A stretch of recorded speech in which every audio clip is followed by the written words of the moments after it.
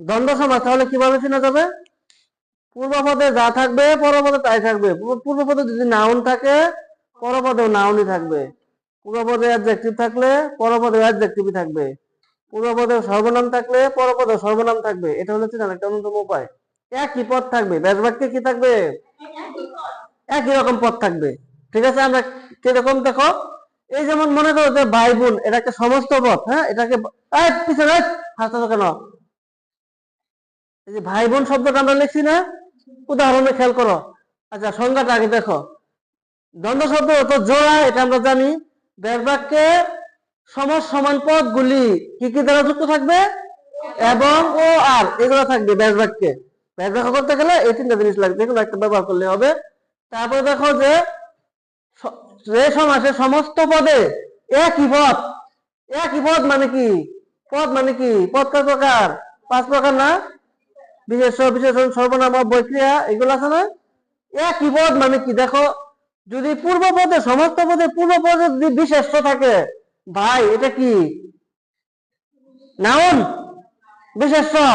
তাহলে পুরো পরপদে কি আছে? বোন, ওটা কি? ওটাও বিশেষ্য। দুইটাই বিশেষ্য থাকবে। যদি একটা বিশেষ্য থাকে পরেরটাও বিশেষ্যই থাকবে।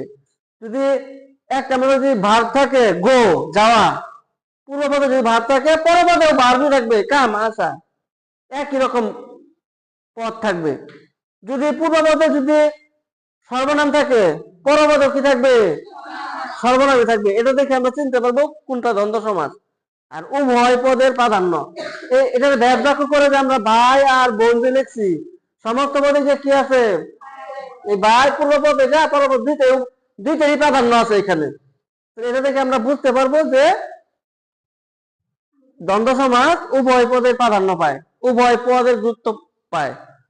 আরেকটা দেখো যে এই যে এখানে লিখছি আমরা দুধে ভাতে, এটা এই যে এইখানে এই দুধে ও ভাতে, হ্যাঁ, ব্যাস বাক্যে আমরা কিভাবে বানাইছি? দুধে ও ভাতে। এই দুধে এখানে এ বিভক্তি আছে, এখানে এ বিভক্তি আছে। এখন দেখো, এই সমস্ত পদে আমরা দুই জায়গাতে এ বিভক্তি আছে। এই যে ব্যাস বাক্যে দুই জায়গাতে এ বিভক্তি আছে। হ্যাঁ, দুধে ও ভাতে আমরা সমান জায়গা কি দুধ ভাত লিখছি না দুধে ও ভাতে ওটাই লিখছি? দুধে ভাতে ওটাই, এটা এরকমই আছে না? যদি বিভক্তি যদি বাদ না পড়ে তখন তাকে বলা হয় অলুক দ্বন্দ্ব। অলুক মানে বিভক্তি লুপ্ত না হওয়া, মানে এই ব্যাস বাক্যে যে বিভক্তি গুলো থাকবে সমস্ত পদে ওই বিভক্তি গুলাই থাকবে। আমরা কিন্তু দুধে ও ভাতে সমস্ত পদে কিন্তু আমরা এটা বলি না দুধে ও ভাতে সমান দুধ ভাত। দুধ ভাত বলছি নাকি ওটাই ঠিক আছে? ওটাই ঠিক আছে কিনা? এটা কি চেঞ্জ হয়েছে? দুধে, এই যে দুধে, এই যে ভাতে, এই যে ভাতে কোনো পরিবর্তন হয়েছে?